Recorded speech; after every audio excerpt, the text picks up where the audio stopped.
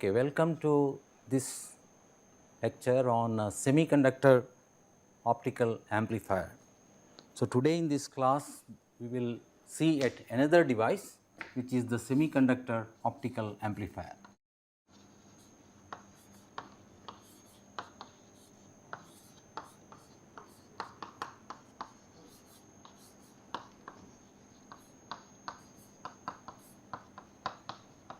Or widely used abbreviation as SOA, semiconductor optical amplifier. This is one type of amplifier, one of the types of optical amplifier. So, a type of optical amplifier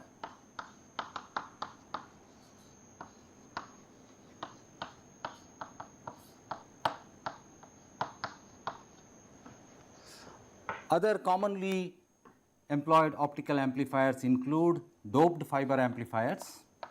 So, doped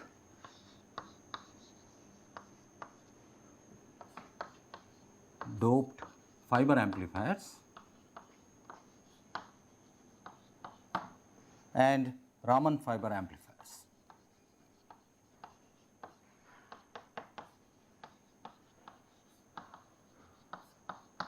Raman fiber amplifier makes use of the Raman effect, which is a nonlinear optical effect, and widely used doped fiber amplifier in optical communication is the EDFA, that is erbium doped fiber amplifier. Erbium doped fiber amplifier. This is a widely used amplifier in optical communication. Let us first start with the basic structure of this device. So, the basic device structure.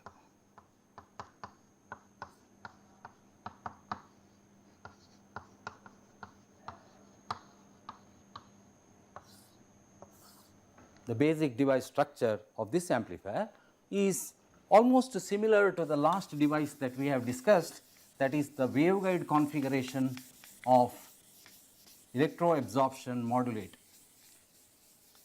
The electro-absorption modulator in the waveguide configuration is similar to this in structure, but of course, the operations are different. So, let me show the device structure. This is the substrate,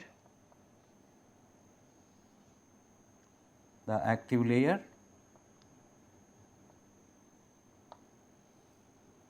which has the cladding layer. This is a ridge waveguide structure as before, and then we have an insulating layer,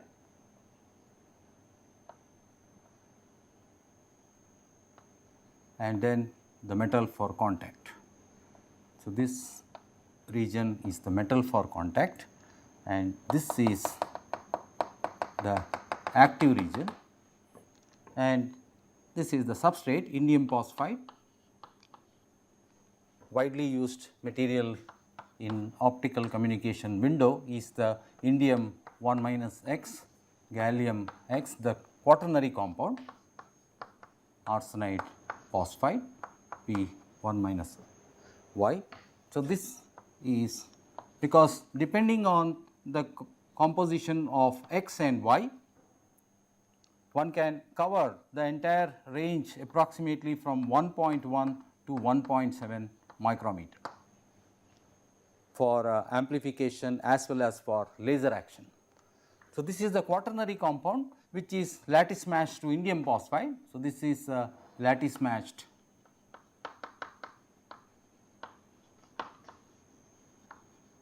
to indium phosphide over certain range of X and Y values. So, this is the cross section. So, the device in a 3D view would look like this.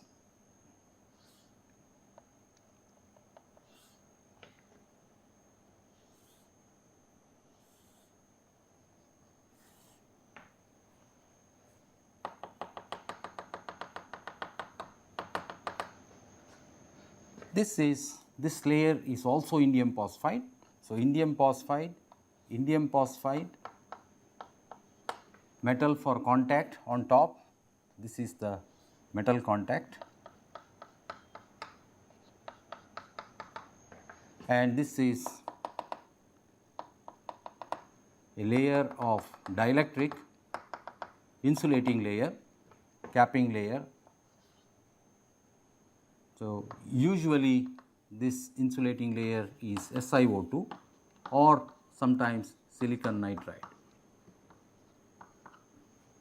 SiO2 or silicon nitride. Typical dimensions could be of the order of 100 to 200 micrometer here.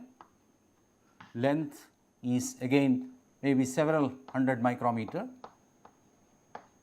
the length, and height is also approximately, so this could be 300 to 1000 micrometer, and this height is approximately 60 micrometer,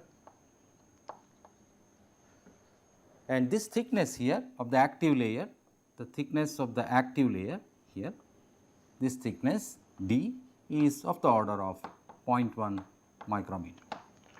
So, it is a double heterostructure. So, it is a double heterostructure DH,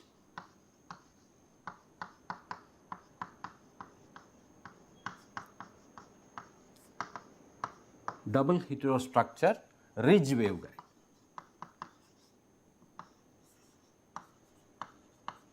So, ridge waveguide configuration is a ridge waveguide configuration. As in the case of electroabsorption modulator, so we can see that indium phosphide has a larger band gap. So, if we were to plot the band gap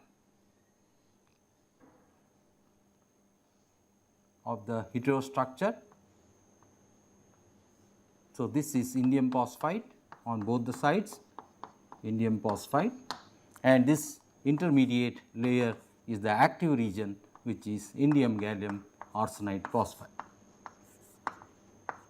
indium gallium arsenide phosphide. So, the basic structure is a double heterostructure ridge waveguide configuration. The ridge is used for lateral confinement. The refractive index here, so if we see a longitudinal cross section of this device, then it would look like this.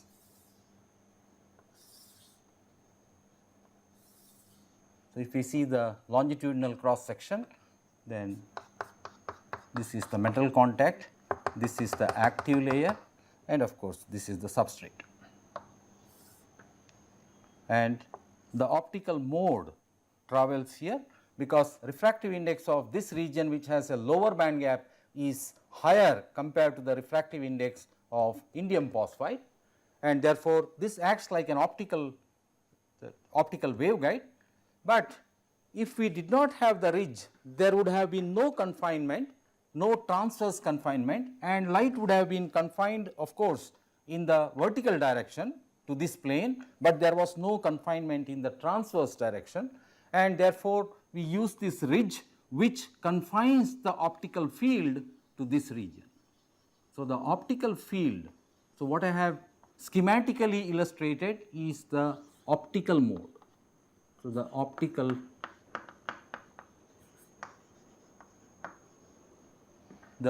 mode is confined, otherwise there would have been no confinement. That is why we use the ridge waveguide structure. So, the complete device package would be something like this. So, we have the waveguide here, the SOA amplifier here, again a schematic, and there is a lens, and we use an optical fiber butt coupled to this,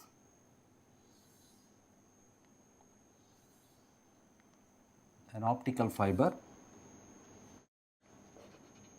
which is, sometimes it can be butt coupled directly, there is no need of this lens.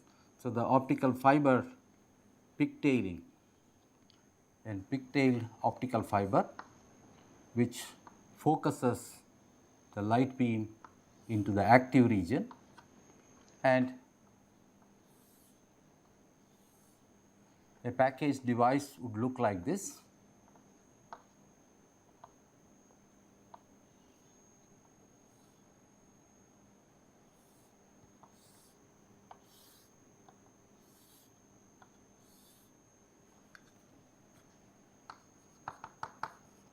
Optical fiber,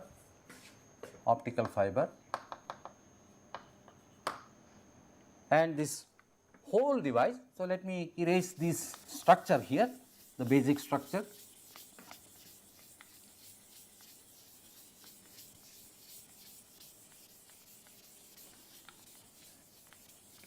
And the whole arrangement is encapsulated, it is hermetically sealed, so that the device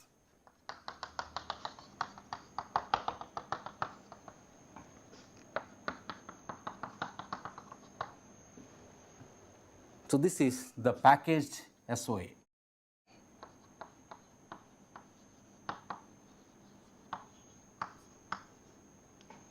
Which is fiber pigtailed SOA. So, this is a typical arrangement of a standalone SOA, optical fiber amplifier, which is fiber pigtail. Let me show you the device, a practical device, a fiber pigtailed standalone SOA, which will consist of the device, the semiconductor device, and an arrangement to couple, butt couple, or to couple from optical fibers, so that the device can be used as a standalone amplifier.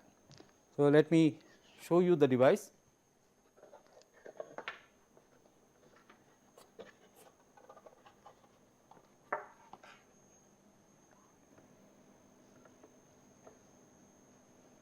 So, a typical device would look like this.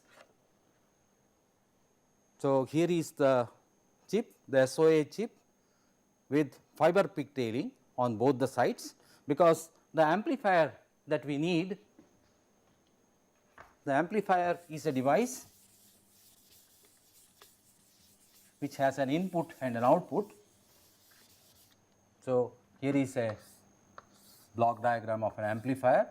So, you have an amplifier which has an input and an output. So, this is the block diagram of an amplifier here. So, exactly like that, the input is through an optical fiber which is pigtailed to the chip, the semiconductor chip, and these are micro lenses which help in focusing, that is minimizing the insertion loss of the device.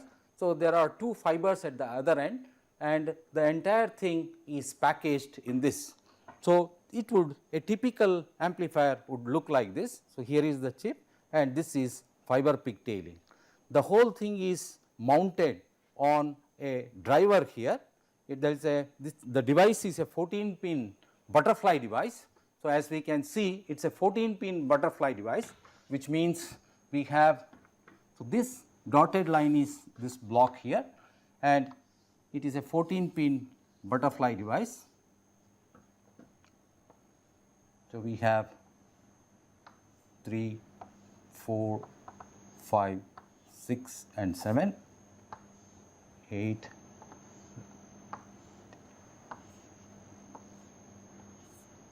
14, and this is the fiber pigtail. So, input and output.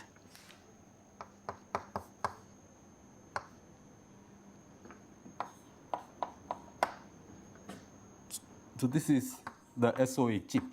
Usually there is a marking which shows the terminal number 1, and then it is counted in this direction. So, if this is 1, then 2, 3, 4, 5, 6, 7, and terminal number 8 is here, 9, 10 up to 14.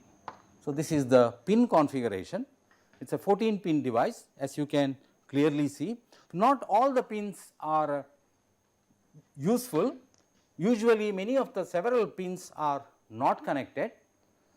An SOA typically has about 7 to 8 pins connected,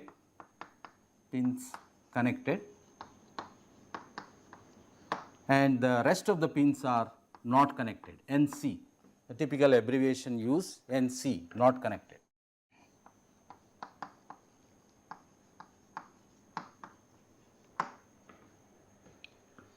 The pins which are usually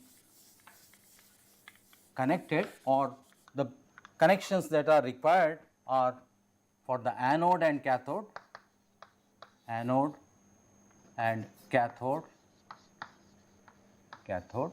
that is connected to P and N side of the device,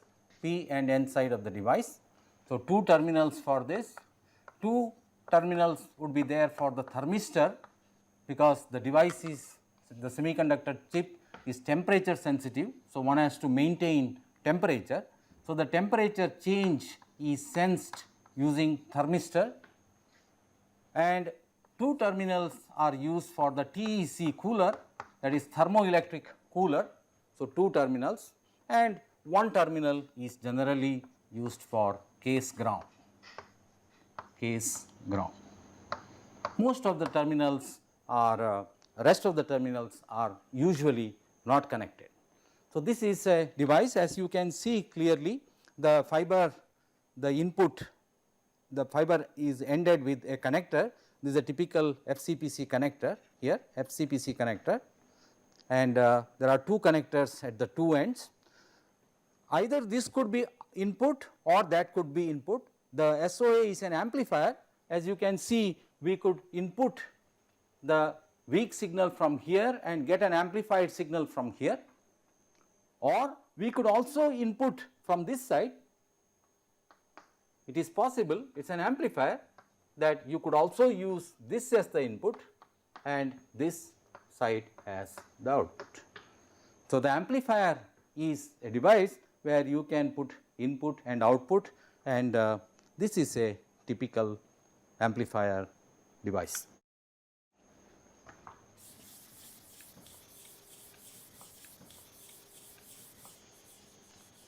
A cable normally goes from the mount, which is connected to a driver.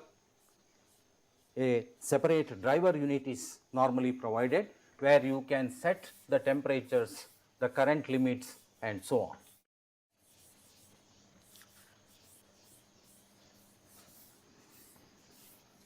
So, let us now see a little bit about the amplifier characteristics and what are the characteristics that are of interest to us. So, let us see the amplifier characteristics.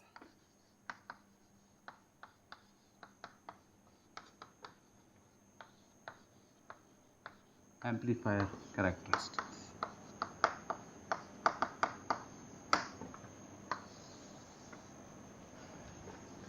Primarily, these are gain characteristics,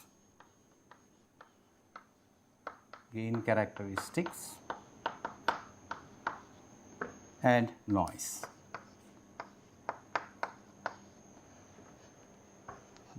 Also, there are other parameters which are used, for example, polarization dependent gain, PDG, and so on. There are several characteristics which one can study with respect to this amplifier.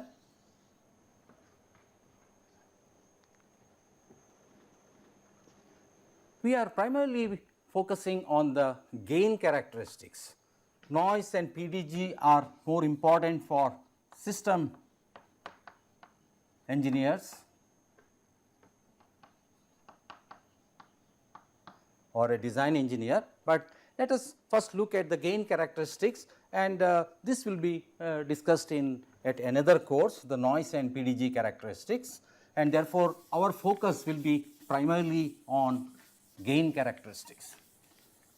So, the gain characteristics include peak gain,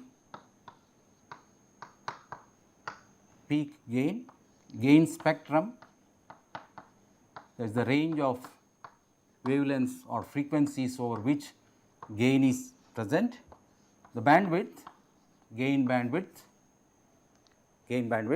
and an important parameter which is P saturated, that is saturated output power,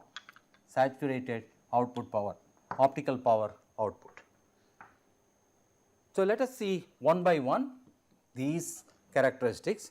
Recap that we have in an earlier class, we have obtained an expression for the gain coefficient gamma 0 of nu, the small signal gain coefficient, as C by n square divided by 8 pi nu square by tau r into rho nu, the optical joint density of states, tau r is the relaxation time, c is the velocity of light, n is the refractive index of the medium, into f e of nu, probability of emission minus f a of nu. The small signal gain coefficient, we call this as the small signal gain coefficient, because we had assumed that this is independent of the intensity of radiation, signal coefficient, which is not really true at higher power, small signal gain coefficient.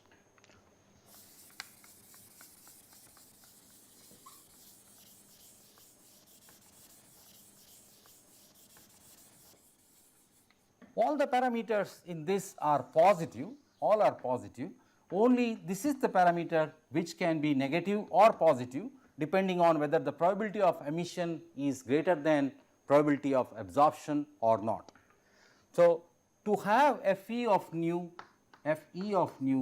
greater than Fa of nu, we have seen that the necessary condition is EFC minus EFV, the separation between the quasi Fermi levels should be greater than h nu. And one of the methods used in achieving this is by the use of a forward biased p-n junction,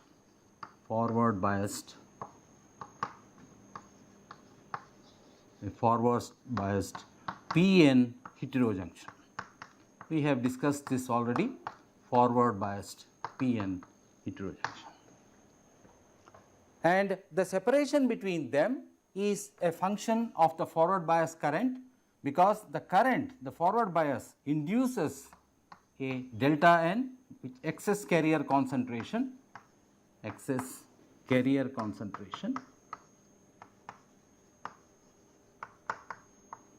which results in separation, increasing the separation between EFC and EFV, and at for certain values of delta n, one can have gain coefficient positive, that is Fe of nu greater than Fa of nu.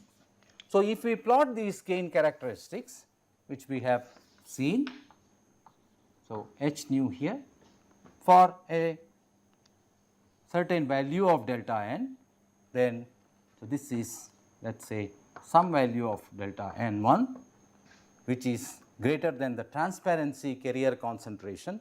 So, delta n1 is greater than delta nt. This is the transparency carrier concentration.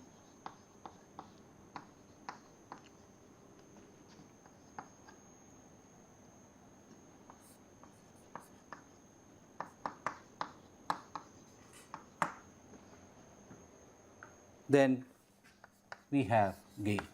So, this is gain coefficient gamma 0 of nu in centimeter inverse. Let me also give some typical numbers, 50,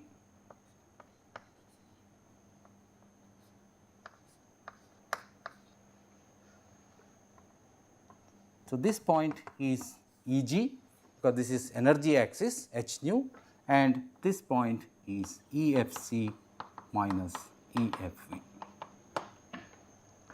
For this injection current, an injection current which gives a carrier concentration delta n1. If we increase the carrier concentration, then this curve would move like this, and EFC minus EFV gets pushed forward, the separation between them increases and therefore, the gain coefficient increases.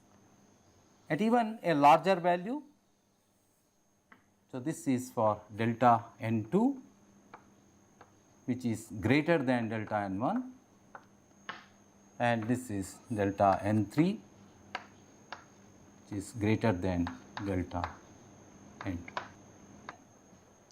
May correspond to 3 different currents. So, I1, so delta N1 corresponds to a forward bias forward current I1, say 50 milliampere. I am just taking some typical numbers, and this is for I2 is equal to 100 milliampere and I3 is equal to 150 milliamperes. These are the typical currents used in SOA for to achieve gain in an SOA.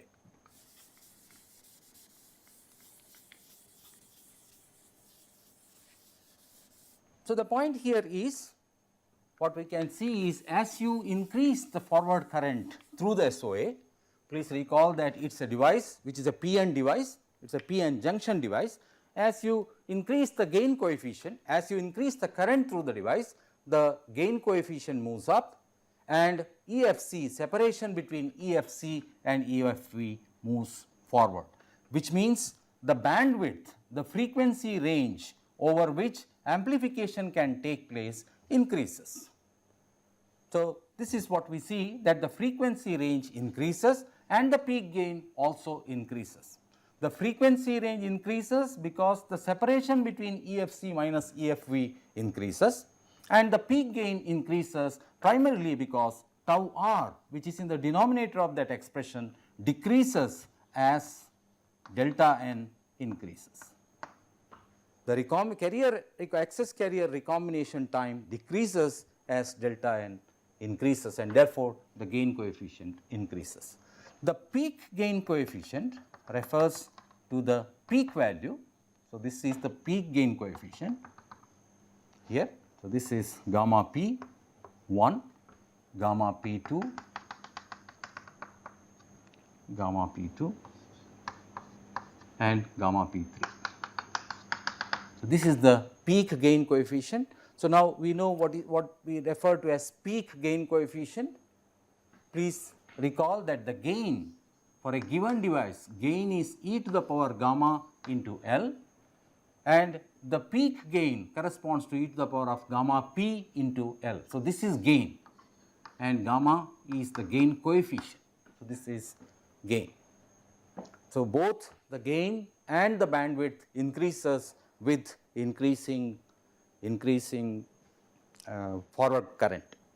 So, the second thing which we have to discuss is a saturated gain coefficient. Saturated gain coefficient.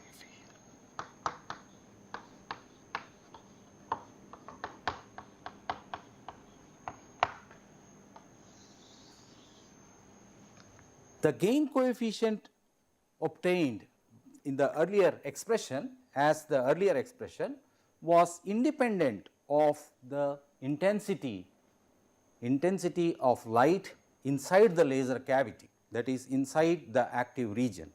But an actual analysis will give that the gain coefficient gamma of nu depends as gamma p divided by 1 plus the small signal gain coefficient gamma p, the small signal gain coefficient gamma 0 can be expressed as gamma p divided by the peak gain coefficient divided by 1 plus 4 pi square tau square into nu minus nu p the whole square. If we assume that the medium is characterized by an homogeneously broadened line shape function,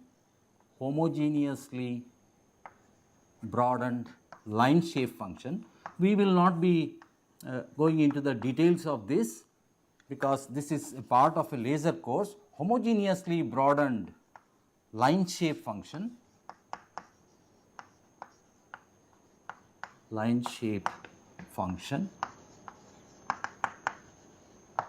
then we can show that the gain coefficient depends in the form of a Lorentzian. The gain coefficient is given in terms of a Lorentzian, approximated. This is not exactly a Lorentzian, but this can be if we assume that the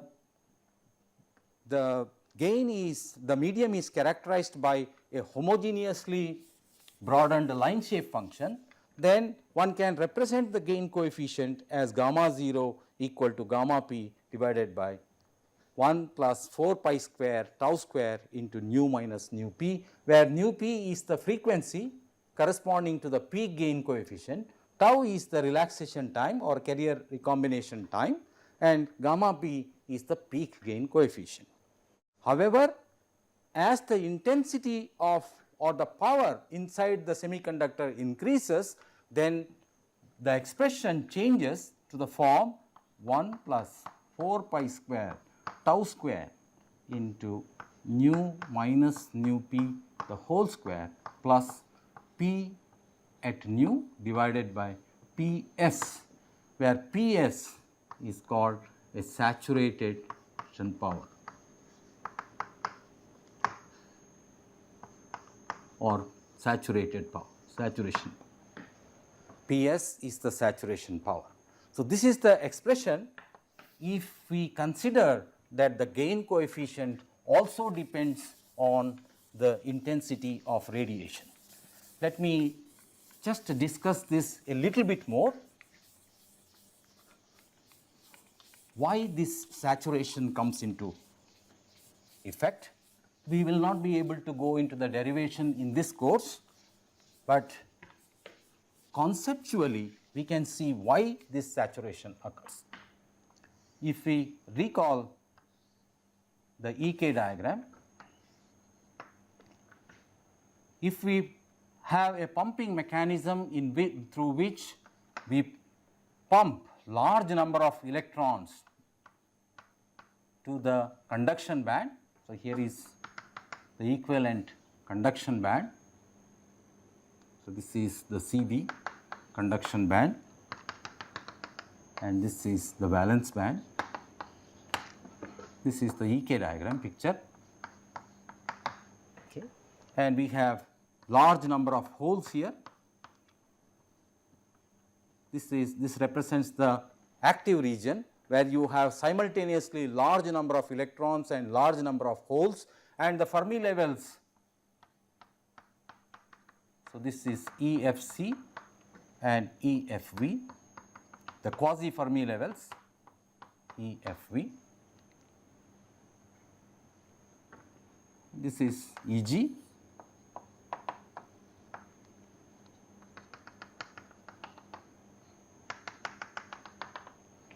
The quasi Fermi levels EFC and EFV.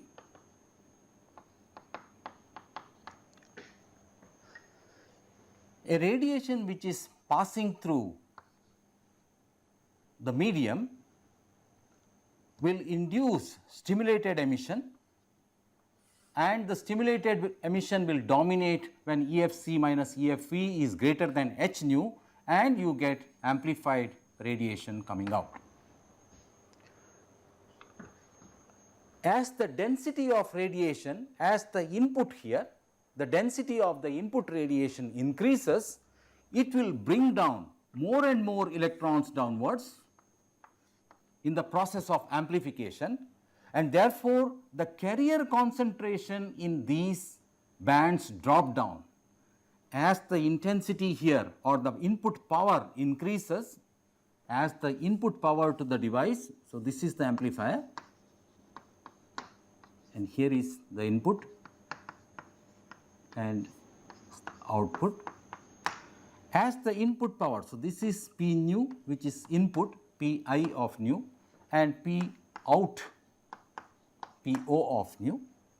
As the input power, signal power increases, it will bring down more and more electrons, it will lead to higher levels of recombinations here in the process of amplification, and in the process the carrier concentration drops down. When the carrier concentration drops down, EFC minus EFC will start coming down, EFV will start coming down. In other words, the gain coefficient drops. So, as the input power Pi increases, the gain coefficient at that value drops down.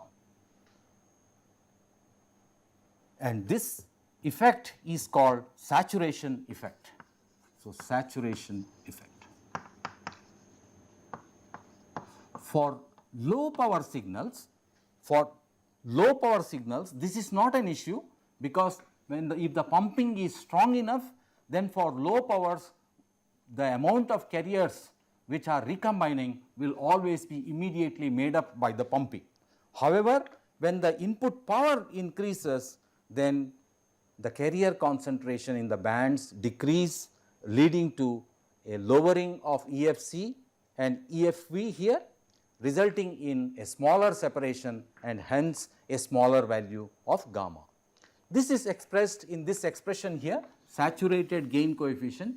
We are not going into the derivation of this expression, but as you can clearly see that if this is nothing but the small signal gain coefficient, so I can write this as gamma 0 divided by 1 plus P nu divided by Ps into. So, I take this term outside, this whole term outside, then Ps into 1 plus 4 pi tau square into nu minus nu 0 the whole square.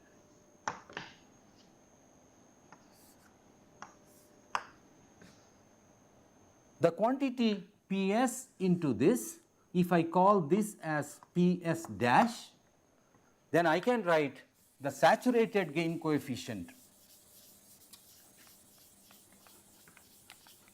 I can express the saturated gain coefficient as gamma of nu is equal to gamma 0 of nu, which is the small signal gain coefficient which is encircled here, gamma 0 of nu divided by 1 plus P nu divided by Ps dash. Ps dash.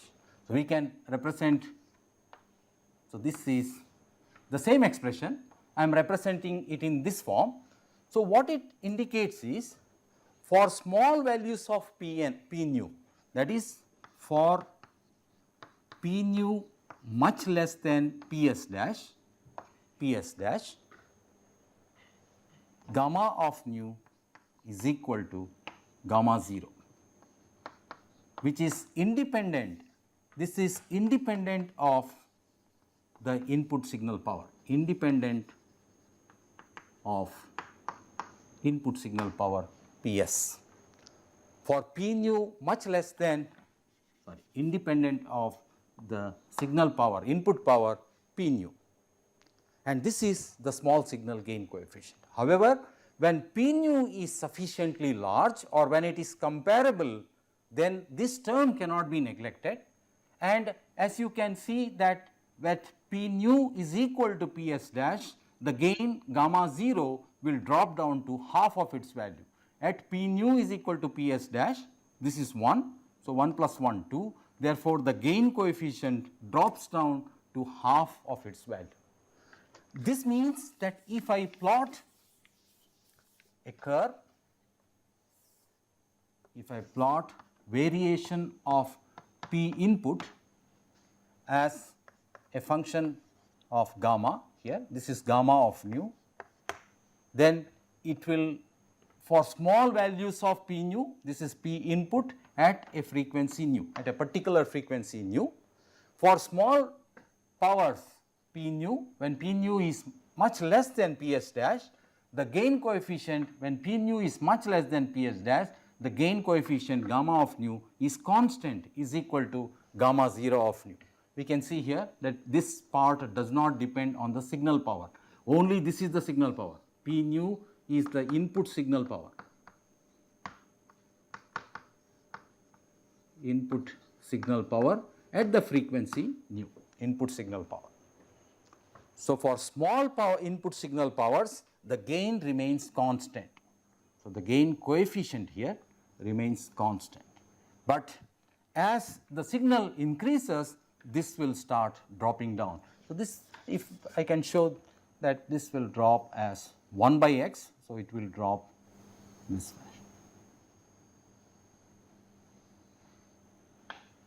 So, as this increases, this drops. So, this value here is gamma 0 of nu, and this starts dropping down as the signal power increases. Normally, we show this in terms of gain G, gain in dB. If we take a typical data sheet or if we make a measurement, then it would be in this form. So, gain G here in dB,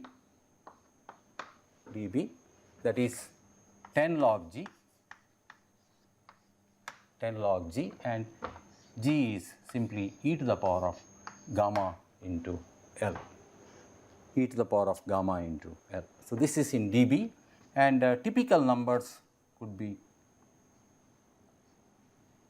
5, 10, 15 versus P in. A typical SOA characteristic, the gain remains constant for small values of signal power, but then it drops down to, so this is 0. Gain equal to 0 means, so this is going down to 0 dB, that means there is no gain. So, this is dropping down with the signal power, typical signal powers I am showing here. So, this is minus 20, minus 10, P in dBm, minus 10, 0, plus 10. So, typical,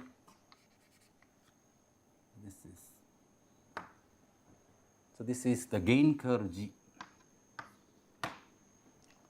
So, this represents gain saturation. As you increase the signal power, the gain coefficient drops down, as gamma 0. So, this value here is actually e to the power gamma 0 into L, small signal gain coefficient gamma 0 into L, where L is the length of the semiconductor chip. So, gamma 0 divided by 1 plus P input at the frequency nu divided by some saturation power Ps.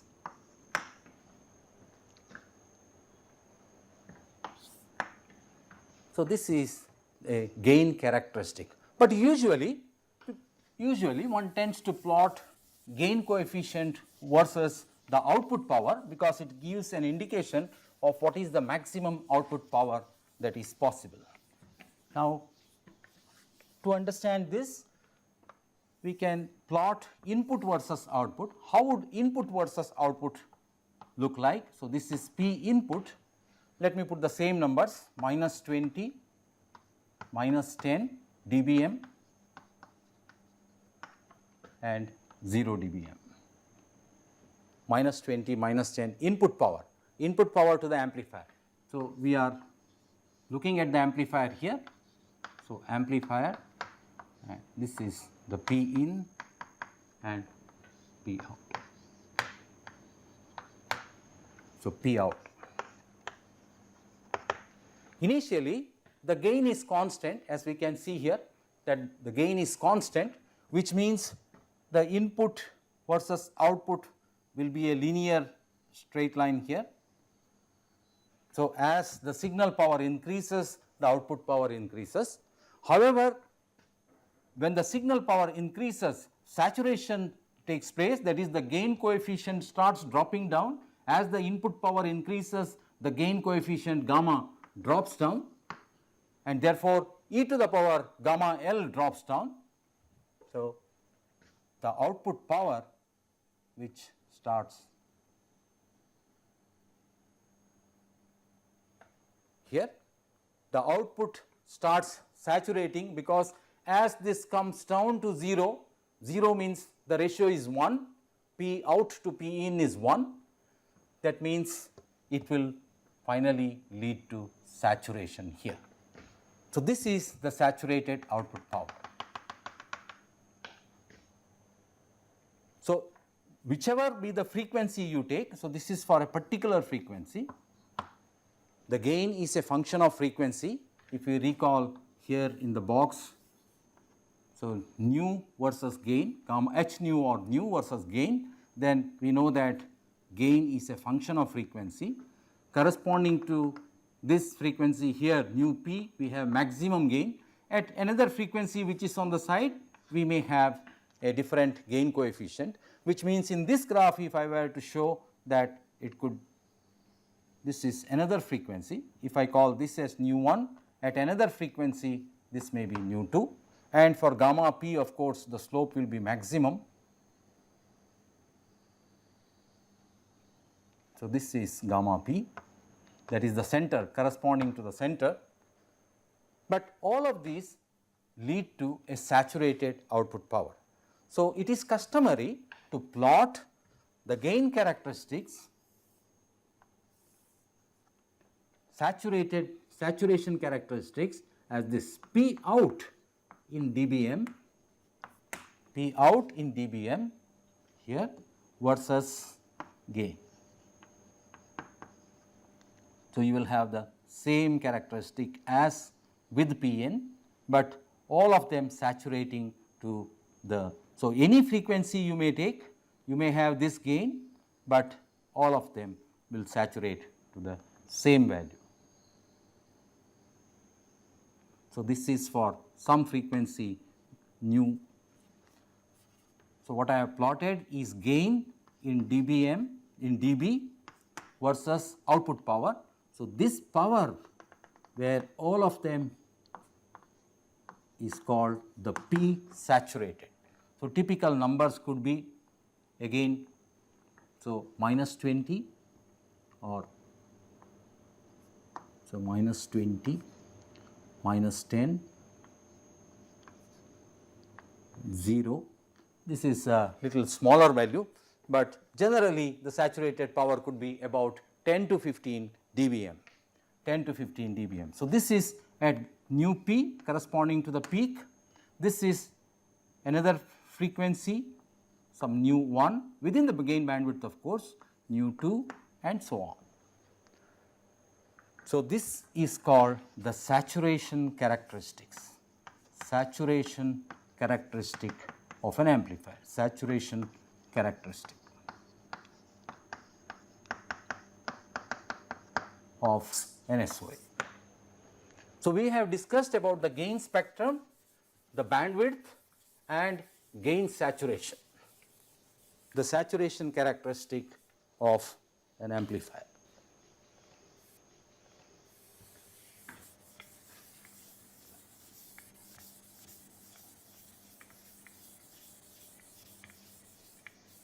Let me briefly touch upon, so I have already discussed about the gain, peak gain, the saturated gain power and gain bandwidth and their dependence on the pump power and the input signal power. Let me briefly touch upon noise. So, the noise figure will not go into any of the details. Noise figure is defined in dB, is defined as 10 log f, which is signal to noise ratio, SNR, optical signal to noise ratio at the input divided by optical signal to noise ratio, OSNR, at the output. And typical gain noise characteristics of an amplifier. So, this is signal to noise ratio. We will not go into the details of noise figure in this course here, because this will be covered in a communication course. And so, what we have is as a function of the power, the pump power P out, the current, the pump current I. So, this is the pump current I in MA, because depending on the pump current we have a gain characteristic. The gain will be larger for larger current through the device, and noise figure here NF in dB typically varies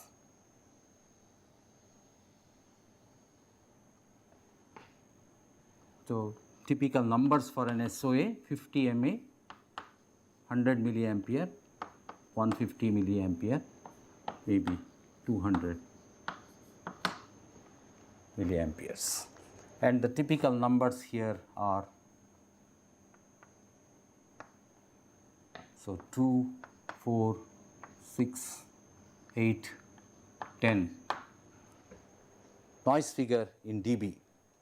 As initially, if you see the gain as a function of I, so I here versus gain, then typically it looks like gain here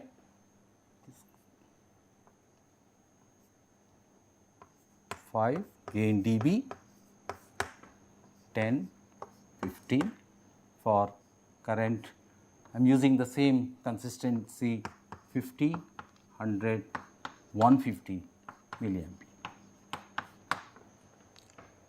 So, the gain initially increases with current, that is why the noise figure drops down, because noise figure depends on the gain, and after some time gain is slowly saturating, and therefore, the noise figure is also saturating. So, they are consistent, gain and noise figure, typical characteristics for a semiconductor optical amplifier.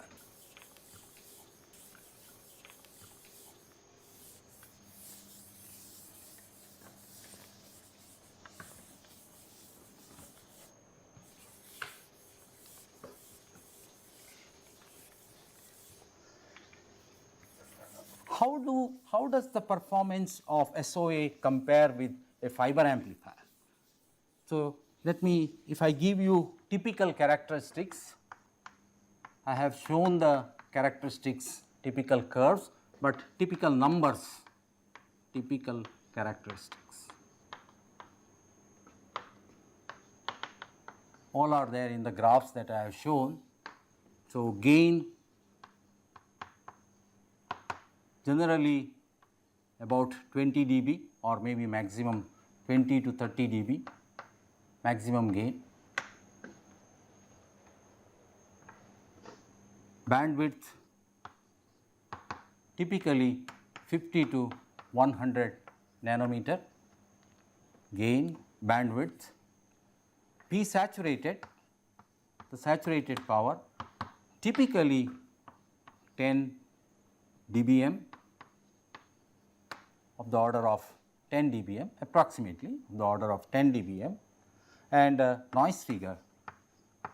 There are several other characteristics, but we are not going in detail into those characteristics. Our primary emphasis is on the device rather than the characteristics of the device. So, is of the order of 6 dB. How would this compare with a typical fiber amplifier, EDFA?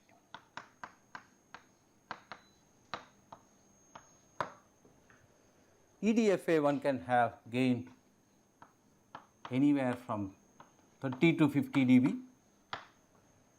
bandwidth of course little less, so 30 to 40 nanometer, 30 to 40 nanometer.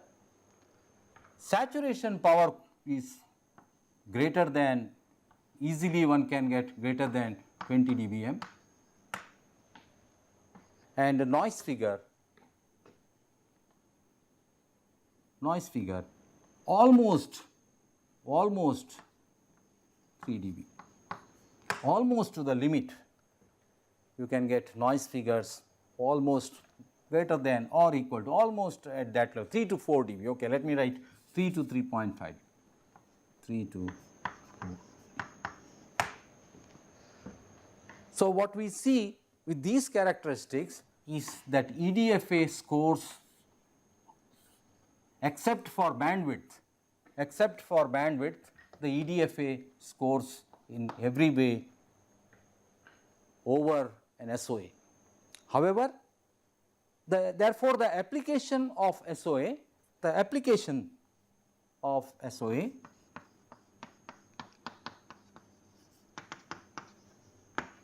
is not for long haul communication. It is not used for long distance communication, high speed communication, because the noise performance, gain performance, everything is much better in the case of EDFA.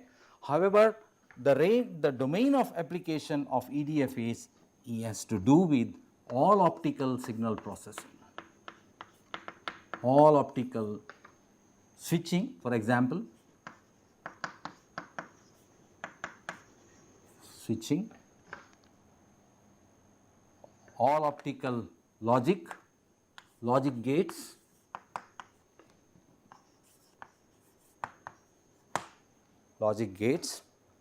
and very widely used wavelength converters,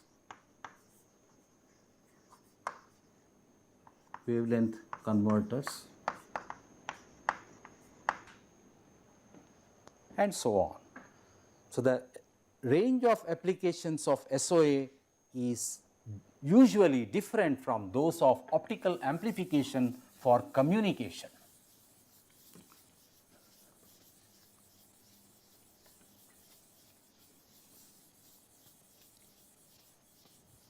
So, we will not be in a position to go into the details of this, but I would recommend that you see some books, reference books on SOA to look at the range of applications. So, this is being developed for signal processing and in metro networks, flexibility of wavelength routing, and applications are also being developed for all optical logic gates for signal processing. So, we will stop at this point here.